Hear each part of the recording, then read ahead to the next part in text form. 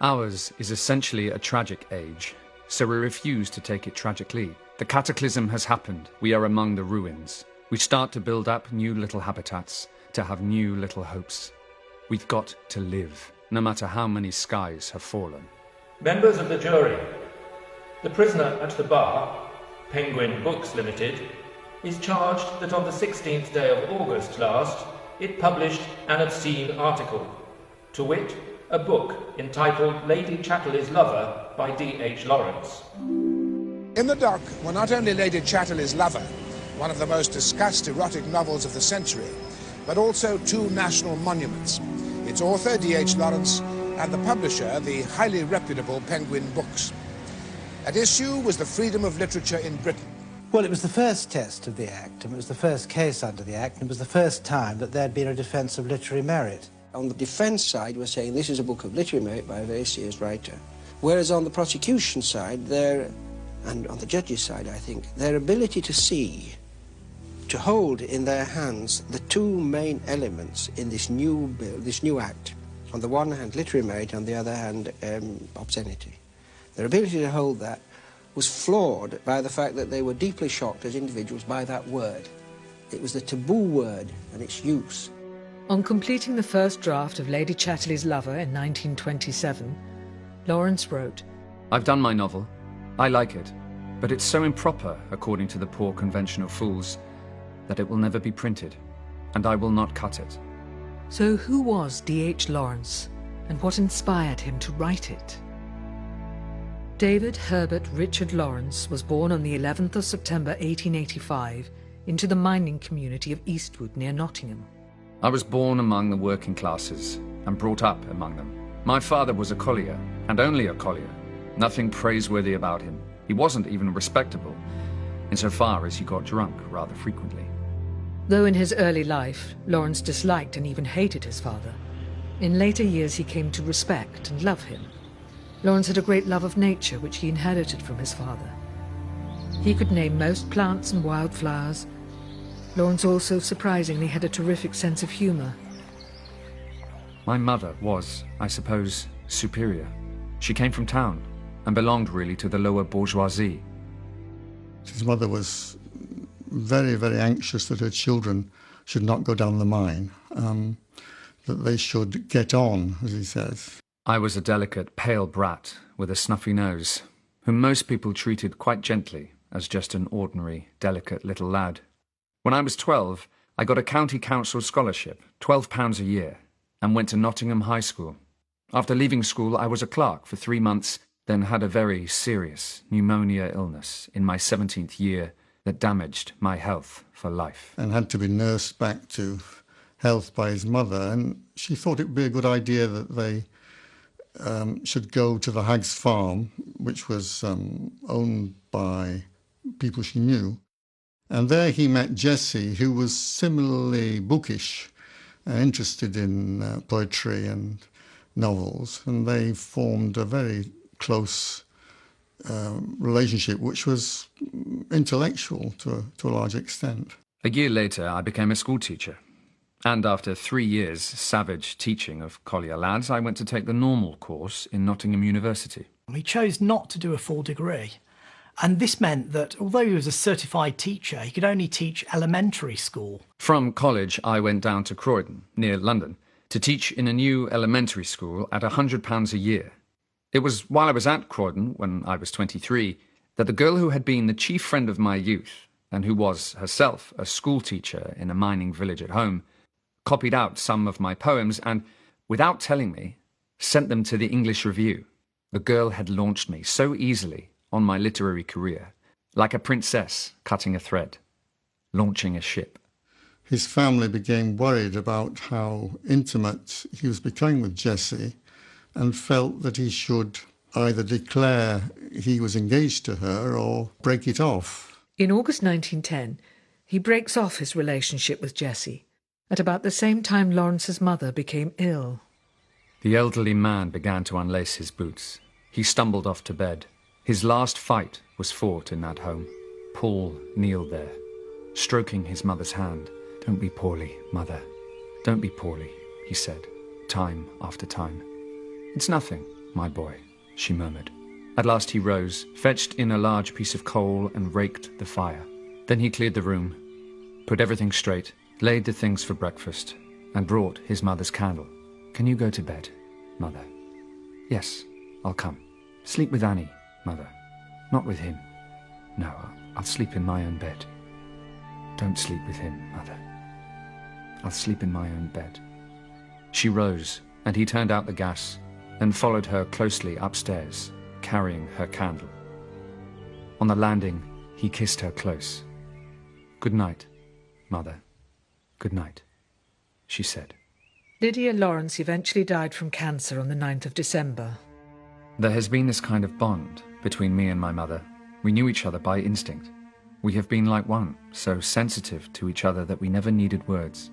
It has been rather terrible, and has made me, in some respects, abnormal. His mother's illness had precipitated an engagement to Louis Burrows, a college friend from Nottingham, a conventional and church-going young woman. These very values would eventually lead to estrangement and breakup in February 1912. Lawrence's first two novels, The White Peacock and The Trespasser, are essentially middle-class novels of thwarted passion.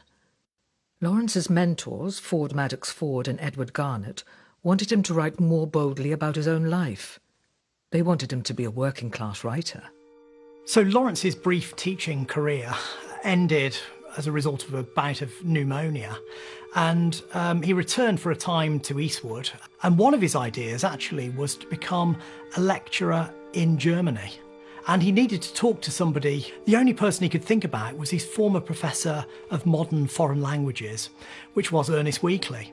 So he arranged to meet Weekly at his house. Unfortunately, at the time that he turned up, Weekly was not there.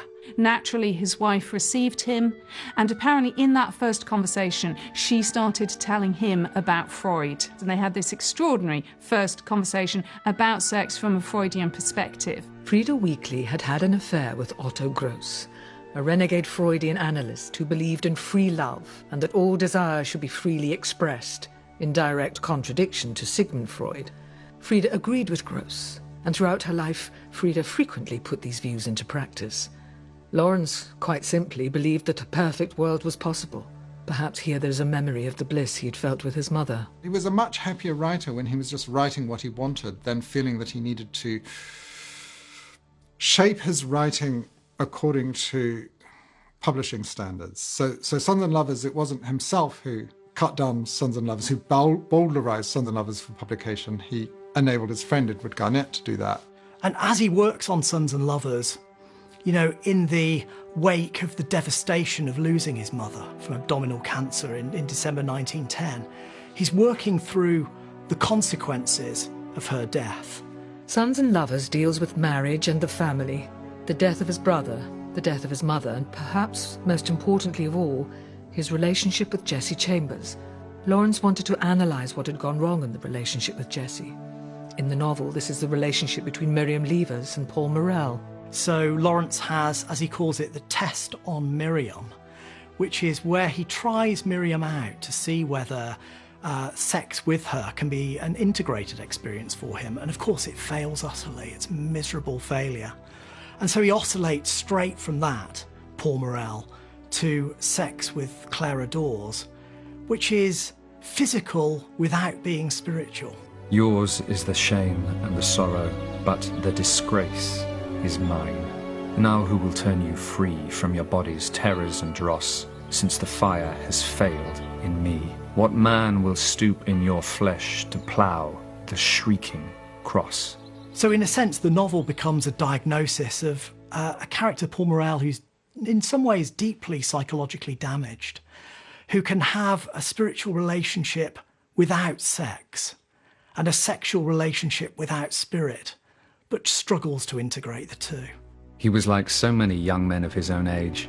Sex had become so complicated in him that he would have denied that he ever could want Clara or Miriam or any woman whom he knew. Sex desire was a sort of detached thing that did not belong to a woman. He loved Miriam with his soul. He grew warm at the thought of Clara. He battled with her. He knew the curves of her breast and shoulders as if they had been moulded inside him. He did not positively desire her. there's a whole load of stuff he needs to process from the early years of his life. And where is he doing it? He's doing it on Lake Garda in Italy. This is very important. Just as he wrote Lady Chatterley's Lover to the English from Florence, he wrote Sons and Lovers, in a sense, to himself, dealing with what had happened to him in the early years of his life. So I think that geographic distance is important. It enabled him to get something of a distance on his own past. But the other crucial factor in play when he wrote Sons and Lovers was that he had met Frida. Sons and Lovers begins to be re-envisioned through what Frida knew of psychoanalysis.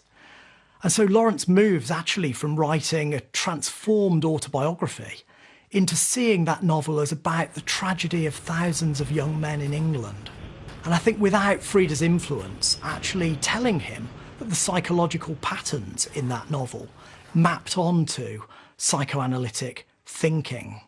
Without that, it would have been a very different novel in revision. She turned to him with a splendid movement. Her mouth was off at him, and her throat. Her eyes were half shut. Her breast was tilted as if it asked for him. He flashed with a small laugh, shut his eyes, and met her in a long, whole kiss. So Lawrence, from the very beginning of his career, really pushed at the boundaries of the sayable where sex is concerned. He was remarkably outspoken about those things. He never forgot seeing her as she lay naked on the bed when he was unfastening his collar. First, he saw only her beauty and was blind with it. She had the most beautiful hips he had ever imagined. He stood, unable to move or speak, looking at her, his face half smiling with wonder, and then he wanted her and threw off his things. But certainly from the time when he finishes and he's working on Sons and Lovers, this emphasis on the body, the experiences of the body, has been absolutely central to one's identity. Give me the body. I believe the life of the body is a greater reality than the life of the mind, when the body is really wakened to life. But so many people have only got minds tacked on to the physical corpse. And of course then throughout his career, he begins to try to find a language for physical experience. She lay as if she had given herself up to sacrifice. There was her body for him, but the look at the back of her eyes, like a creature awaiting immolation, arrested him, and all his blood fell back. So from Sons and Lovers, we move to The Rainbow. Now, The Rainbow is his Bible. He called it a new Bible for the English-speaking people. It's enormous. It's a family saga. It deals with 3 generations. It's set in the same geography as Sons and Lovers, but it has much greater breadth. It's no longer just about himself and him working through his own past. It has much greater breadth of vision. And what's fascinating about it is that time-wise, it starts in the 19th century and it finishes around the time that it was itself written. In other words, just at the beginning of the First World War. The Brangwens had lived for generations on the marsh farm, in the meadows where the Wash twisted sluggishly through alder trees, separating Derbyshire from Nottinghamshire. There was a look in the eyes of the Brangwens as if they were expecting something unknown, about which they were eager. They had that air of readiness for what would come to them, a kind of surety, an expectancy, the look of an inheritor. I mean, the first part of The Rainbow is a wonderful description of the difference it made to people when they moved from the land, from being an agricultural community, to a different way of earning money. The Rainbow really focuses in the 3rd generation on Ursula Brangwen and her experiences as a young woman for whom education has opened up new possibilities. They accepted the shame and were one with it in their unlicensed pleasures. It was incorporated. It was a bud that blossomed into beauty and heavy, fundamental gratification. Their outward life went on much the same, but the inward life was revolutionized. The children became less important. The parents were absorbed in their own living. What she wants is psychological freedom, freedom to be herself, to cast off the constraints that had held back her mother and her grandmother. So what the novel does, effectively, is it shows us how we arrive at Ursula. By showing us her grandmother's experience and her mother's experience, we see the emergence of the modern woman and this rebellious woman who refuses to compromise her own feelings and her own emotional needs. She saw in the rainbow the Earth's new architecture. The old, brittle corruption of houses and factories swept away. The world built up in a living fabric of truth, fitting to the overarching heaven. The rainbow was actually banned because of one chapter in the rainbow called Shame, in which the young Ursula Brangwyn has an affair with her schoolmistress, Winifred Ingar, and this lesbian sex scene was considered unacceptable. Ursula lay still in her mistress's arms, her forehead against the beloved, maddening breast. "I shall put you in," said Winifred. But Ursula twined her body about her mistress.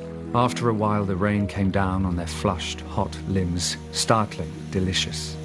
A sudden, ice-cold shower burst in a great weight upon them. They stood up to it with pleasure. Ursula received the stream of it upon her breasts and her limbs. Ever since the banning of the rainbow, Lawrence was continually having problems with getting his fiction published. And therefore he couldn't earn a living. And he was, by that time, married to Frieda von Richthofen, so he was living with a German woman. And he had a very bad time indeed, which ended up towards the end of the war by his having to live on charity, really. Although labelled as a pornographer in some circles, he was also regarded as distinctive and a genius in literary circles. Ezra Pound described him as a detestable person, saying of him he needs watching. He and Frieda spent time during the war in Cornwall, living next door to Catherine Mansfield in Middleton Murray. Lawrence had a spectacularly fiery and dramatic marriage. Frieda and Lawrence would strenuously shout at each other in public, which both shocked and at times amused their friends. They were also capable of tugging and even pulling each other's hair out. While out walking with his old school friend Willie Hopkins, he said, "The one possible woman for me, for I must have opposition, something to fight." They were later evicted from Cornwall under the Defence of the Realm Act on suspicion of sending signals to German submarines. Lawrence was not a pacifist, but he hated the war and all that went with it. The war isn't over. The hate and evil is greater now than ever, and will show itself in all sorts of ways which will be worse than war. But he saw this particular war as pathological. So he was called up 3 times for military service. He failed both of his first medical exams because he was weak. The third, he was passed for some form of factory labour, but then the war ended before he was able to do that. So he loathed that experience. And he thought his body, and this is from a man so sensitive about touch, that his body was bored by these people who rejected him. So rejected his masculinity also. But then there was the trauma of not being there. Lawrence, more than any of the other writers of the First World War, is the writer of the trauma of war. It was in 1915 the old world ended. London perished from being a heart of the world, became a vortex of broken passions, lusts, hopes, fears and horrors. A reign of terror under a set of indecent bullies ruled by the criminal mob. He was so angry and disillusioned with Britain that he immediately, as soon as he could, left for the continent. He felt alienated completely from his own country. Sometimes I can't stand this England anymore. It is too wicked and perverse. You should watch The Free Italians, then you'd know what we've done. We've denied the life of our bodies, so they, our bodies, deny life to us. He's able to travel again, and so he spends the rest of his life kind of bouncing around the world, hugely restless and artistically restless as well. And he becomes experimental. He tries out lots of new things. I hate humanity so much, I can only think with friendliness of the dead. When I see people in the distance, I want to crouch and shoot them silently with invisible arrows of death. He enters into new kinds of moral attitudes, new kinds of political explorations, which to a modern readership are far less palatable. But they are still remarkable explorations, and we have to understand them as explorations and never make the mistake of thinking that any one of his characters is cleanly a Lawrence spokesperson, or indeed that any one of his works is his final statement on anything. So after 1919, Lawrence lived peripatetically. He lived all around the world, settled for a time in Sicily, and then went on what's been described as the savage pilgrimage. Lawrence's savage pilgrimage started in Europe, and he spent most of his time searching for a place to live contentedly. On leaving Europe, he travelled to Sri Lanka, Australia, and then the west coast of America, finally settling in Taos, New Mexico, the place he loved most in his life. But England, and an English readership that he so wanted to change, always remained in his thoughts. And I am English, and my Englishness is my very vision. But I must go away if my soul is sightless forever. I think Frida is an incredibly important figure for Lawrence's creative life. I mean, not only did she actually contribute to some of his writings, her hand is in his manuscripts, but also Lawrence saw that she was a very important counter voice. You are the call, and I am the answer. You are the wish, and I the fulfillment. You are the night, and I the day. But he accepted Frida's notion of free love, of following desire. But that was very difficult for him to reconcile with a belief he also developed, and probably always had, in marriage as a permanent bond. I don't know. Depends how you mean. Usually means one thing. Wouldn't you be in a better position if you were married? Might be. I'm not sure, really. You don't think one needs the experience of having been married? Oh, Gudrun, do you really think it need be an experience? It's bound to be. Possibly undesirable, but it is bound to be an experience of some sort. When he originally conceived of the rainbow, he thought that the material of Women in Love would be part of it. It would be one book, which at one stage was to be called The Sisters, at one stage was to be called The Wedding Ring, since the idea of marriage was the important through theme. At a particular point in the First World War, he realised that there was too much and that the later material was naturally falling off into a new novel. I think he was fantastically forward in his thoughts, and I can quite see why he wasn't accepted at the time. I mean, what he writes now is absolutely applicable to today. And this is amazing. Well, they're kind of abandoned free women. And a lot of the things that they do in this piece is hardly acceptable morally today. Even today. I mean, obviously it wasn't then. I think is the kind of freedom of speech and of thought, ready to accept new ideas, to understand them. And to be, a lot of this script is concerned with sex, and it's sexual abandonment. And he was so unabashed and unrestrained. Wasn't it rather horrible? A man who could be so soulful and spiritual, now to be so... She balked at her own thoughts and memories. Then she added, so bestial. So bestial, they too, so degraded, she winced. But... after all, why not? She exulted as well. Why not be bestial and go the whole round of experience? She exulted in it. She was bestial. How good it was to be really shameful. There would be no shameful thing she had not experienced. Gerald is the son of a rich miner, which doesn't mean much, but it means a lot in 1920. And I'm a man who advocates that machinery should be used in a mine as opposed to just the brawn of the miners, and a man who is basically very physical and is interested in the physical aspects, adhering to machinery.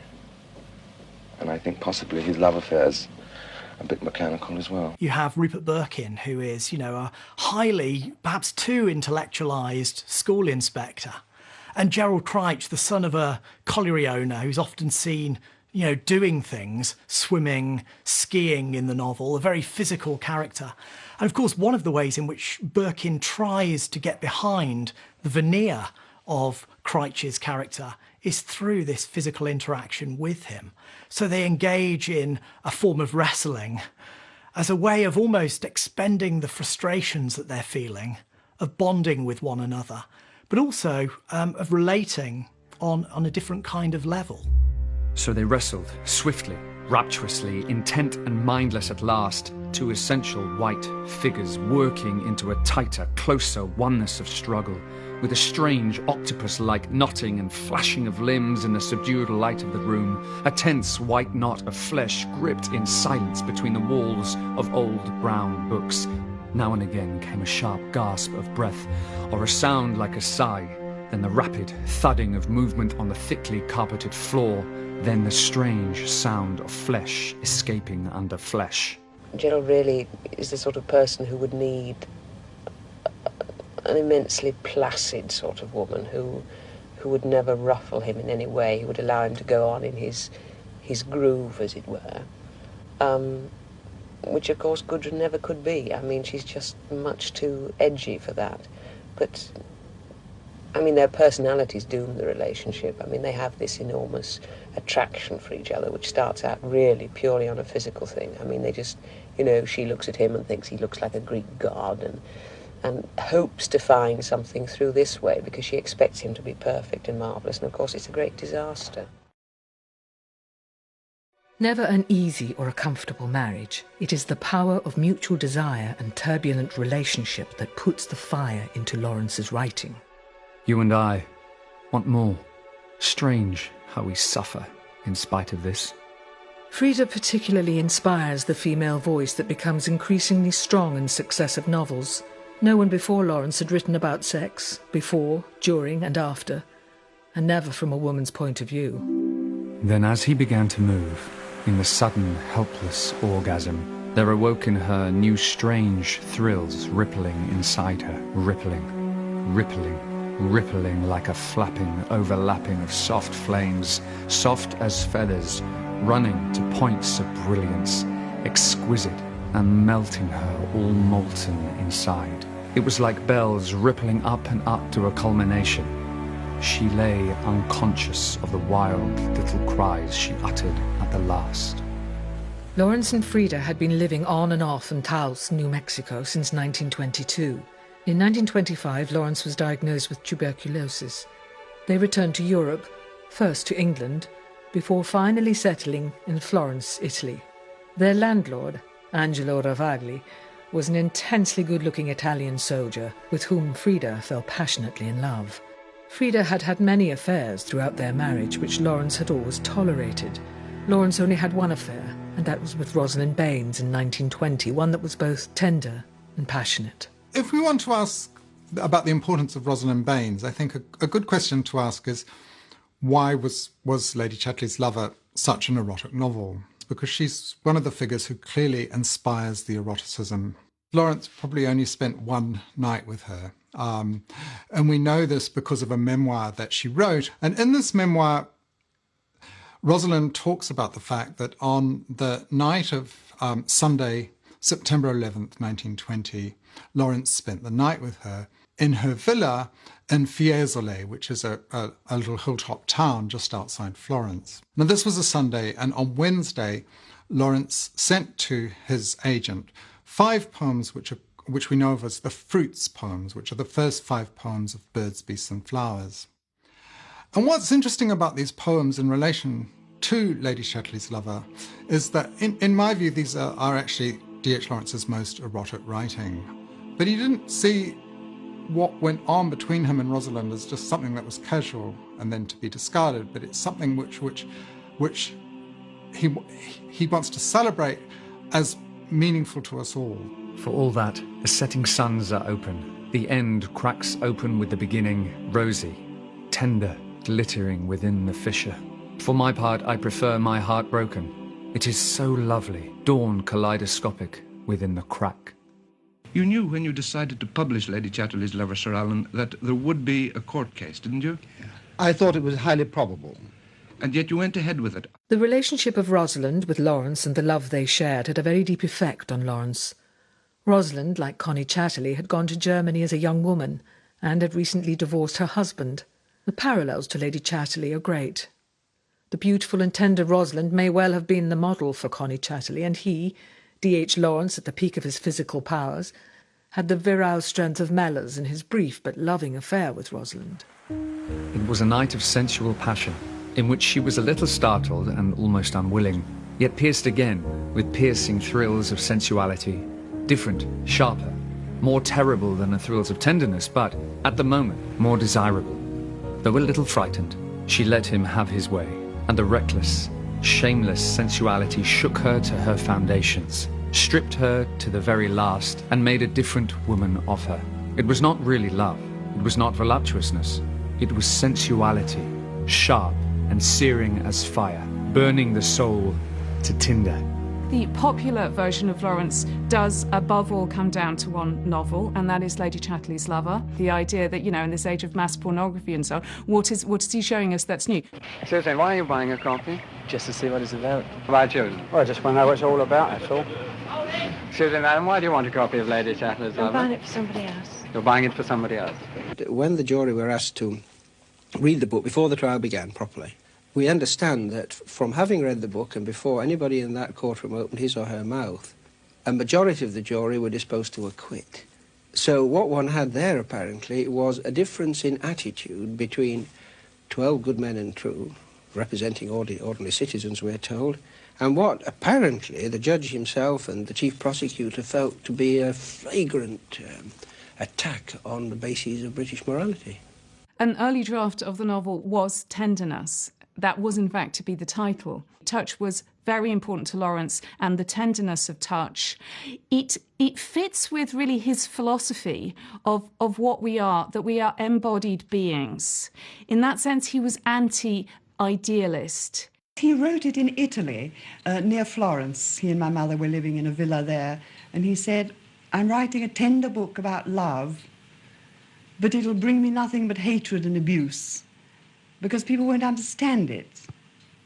But I think now that he's been vindicated, really. Lawrence knew that Lady Chatterley's Lover could not be published by any of his mainstream publishers. A chance meeting in Florence with Norman Douglas gave him the idea of printing and distributing the book privately. He then decides to write a third version, stronger and more emphatic in sexual content. This relates to the whole history of censorship with Lawrence and how alarmed and upset he was by the rainbow being banned, and the fact that he had a reputation from early on of being too explicit. And so in Lady Chatterley's Lover, he decides that the only way to go would be to be more explicit, where the actual sexual contact is elided. A strange weight was on her limbs. She was giving way. She was giving up. She had to lie down there under the boughs of the tree like an animal while he waited, standing there in his shirt and breeches, watching her with haunted eyes. He too had bared the front part of his body, and she felt his naked flesh against her as he came into her. For a moment he was still inside her, turgid there and quivering. And then he was faced with the problem of what kind of language to use in order to describe those actual moments. Because he was trying to take the good old Anglo-Saxon four-letter words, as he calls them, and to cleanse them. So this is, almost a century on from the writing of the novel, that those words remain taboo, and one of the points of the novel was to cleanse them and to render them non-taboo. And of course, this whole business about four-letter words and taboo words raises very interesting artistic problems. I mean, whether Lawrence's solution of using these words in order to raise the sex in its most earthy form to a kind of lyrical level, whether his solution was the artistically best one, I don't know. The trouble is that, in fact, we react to these words with such violence, we are conditioned to react with such violence that when we come upon them, we tend to give them much too much emphasis. Lord above, we were being asked actually to stand there and assert that Lawrence was a serious writer. That's what it boiled down to, because Griffith Jones, and for that matter the judge, didn't understand literature. They found it very difficult to see any justification for a book which used that word, those words. And there we were having to say that Lawrence was serious and patient, that this may not have been his best book. I think it's a better book than many say, though, even by Lawrence's standards. There was something egregious in having to do that sort of job anyway, and therefore, of course, inevitably, as one would in situations like that, we tended to over-underline the case. It's very difficult to get a court to see the distinction between people behaving badly in a book and an author putting forth bad or wicked ideas. It's very difficult to get a court to appreciate that people read books in an atmosphere of fantasy which doesn't really have very much to do with what they do in real life. And it's very difficult to get a court to understand that any writer has to write about everything that human beings do. It's his birthright, I think. After the trial, John Sparrow, the warden of All Souls, Oxford, famously wrote an article claiming that the jury would have convicted had the prosecution been able to identify the passage which describes anal heterosexual sex, which at that time was against the law. Both the judge and prosecution failed to mention this. Had they done so, the book would have been found illegal and banned until the change in the law in 2001. Burning out the shames, the deepest, oldest shames, in the most secret places. It cost her an effort to let him have his way and his will of her. She had to be a passive, consenting thing, like a slave, a physical slave. Yet the passion licked round her, consuming, and when the sensual flame of it pressed through her bowels and breast, she really thought she was dying. Yet a poignant, marvellous death. In fact, it is now thought that Sparrow was wrong. Under the 1959 Act, jurors had to ask themselves the common-sense question of whether the publication would do any harm and, if so, whether its literary merit might redeem it. We can't know what Lawrence did in bed with particular women, but we can know what Connie and Mallows did in bed together because the novel tells us. One of the many paradoxes of Lawrence is that he's famed for his frank descriptions of sexuality, and in some senses that's right. Some of the words that are used, especially in Lady Chatterley's Lover, some of the acts that are in fact reasonably clearly described are extraordinary by the standards of their time, and they were groundbreaking, and in part we remember him for breaking that new ground. Transgression was the key to Lawrence finding freedom. Freedom to defy, freedom from being overwhelmed by an oppressive society and its repressive rules and behaviour. It was a reaction. If something was forbidden, for reasons Lawrence felt unacceptable, then Lawrence wanted to do that thing. He was not going to be stopped. What he says in his essay apropos of Lady Chatterley's Lover, which is his own defence of his novel, is that the real point of the book is to enable men and women to be able to think sex fully, completely, honestly and cleanly. He adds, "Far be it from me to suggest that all women should go running after gamekeepers for lovers." And so he's making it clear that what he's telling a story of the sexual experience of one particular woman and one particular man. He went on believing in his work. He believed that he was right and they were wrong. And that takes a particular type of courage, of course. But he was also somebody who was remarkably, prodigiously productive. And as he became more and more ill, that productivity never slowed down. He became very disillusioned with words and with writing and with how readers were receiving his work. So painting, physically representing the body, became something that was more tangible for him, more satisfying in many respects. And so much so that he considered at one point giving up writing and becoming a painter. In 1929, the year before his death, an exhibition of Lawrence's paintings in London was raided by the police, and 13 of the paintings were confiscated. Lawrence did not wish to risk the paintings being destroyed. He effected an out-of-court settlement, and the paintings were returned to him on the understanding that they would never, ever be displayed in Britain. In the previous year, he painted a picture called Accident in a Mine, which shows 4 miners. Interestingly, they're all naked, so there's a way in which he's kind of celebrating their bodily life, not necessarily in a sexual way, but definitely in a kind of erotic way, and a kind of erotic camaraderie between men. And 3 of the miners are caring for the miner who's been injured in an accident. The miners worked underground as a sort of intimate community. They knew each other practically naked and with curious close intimacy, and the darkness and the underground remoteness of the pit stall and the continual presence of danger made the physical, instinctive and intuitional contact almost as close as touch. Though deeply sensitive, Lawrence was at times aggressive and insistent. He refused, for instance, Frida any contact with her children until late in their marriage. Lawrence has also repeatedly been accused of misogyny and worse, most notably in the 1970s by feminist writer Kate Millett in her best-selling book Sexual Politics. Teach a woman to act from an idea, and you destroy her womanhood forever. Make a woman self-conscious, and her soul is barren as a sandbag. When a woman is thoroughly herself, she is being what her type of man wants her to be. Some of his writings which have most credibly been charged with elements of misogyny are drawn back from In Lady Chatterley's Lover, which is named for a woman and which is overwhelmingly written from a female perspective. And of course, the context of the novel is that whilst he was writing it, his wife, as he was fully aware, was having an affair with their landlord, and he was young and lusty and gleaming and uniformed. She was lusty. He was dying of consumption. And in a sense, it's an astonishing love letter, an astonishing act of generosity from him to her to say, OK, you are Connie, you need to have this. You need to have your gamekeeper. And here it is. I'm giving it to you. In 1930, Lawrence's chronic lung disease took hold and he became very ill. I think it was shortly before he went into the sanatorium, but perhaps while he was there, he said, I can't die yet, I hate them so much. Because then he was battling with the censors. He was determined to get Lady C as widely circulated as possible. He had a great work ethic, and which is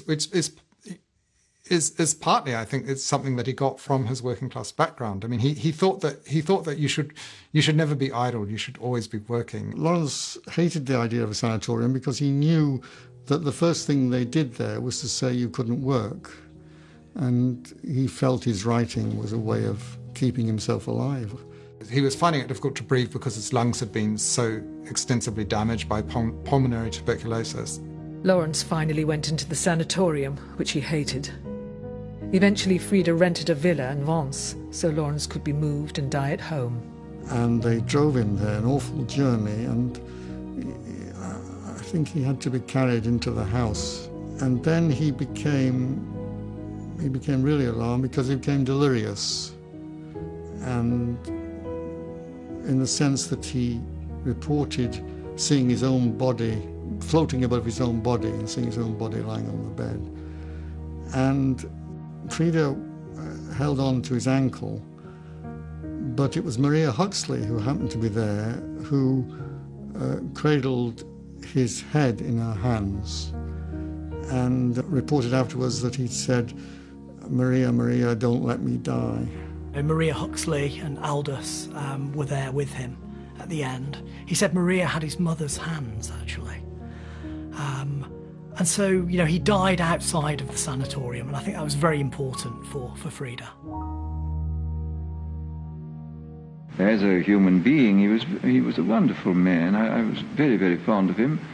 I saw him first briefly during the First World War, and then I really didn't see him again until 1926. But during the last 4 years of his life, my first wife and I saw him a great deal. We were together in Italy, in Switzerland, in the south of France, and we were with him when he died, actually, in 1930. On the 4th of March, a small group of people buried Lawrence in a simple ceremony.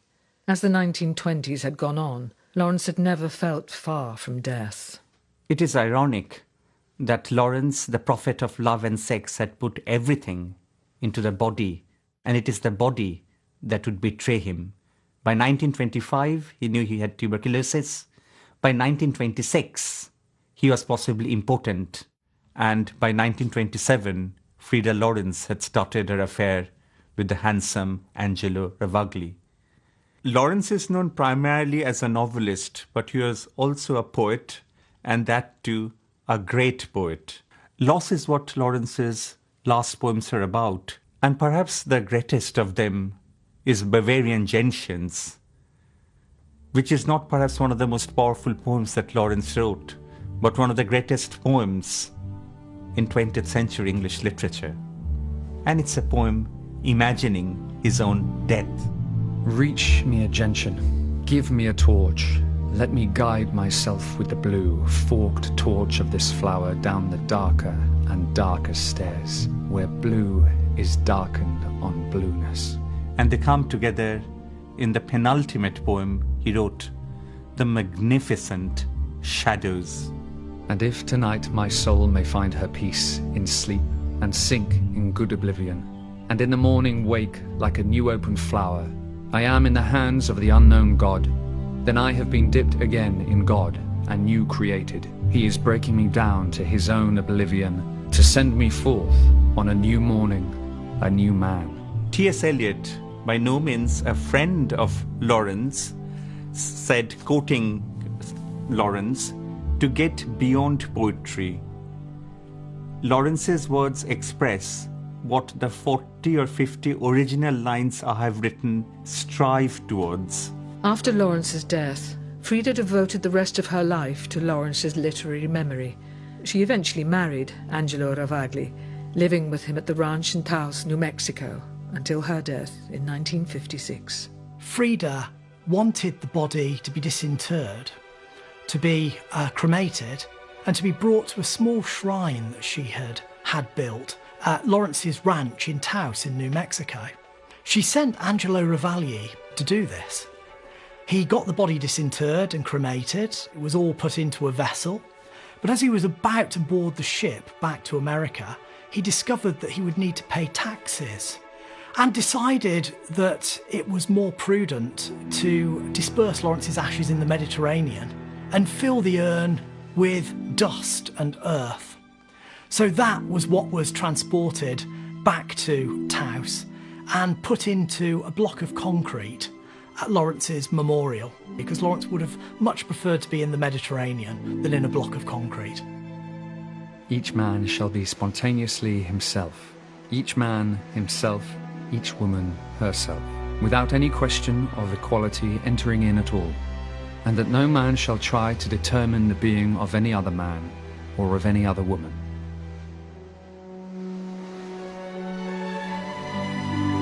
And everything is gone. The body is gone completely under, gone, entirely gone. The upper darkness is heavy as the lower. Between them the little ship is gone. She is gone. It is the end. It is oblivion. Oh, build your ship of death. Oh, build it. For you will need it. For the voyage of oblivion awaits you.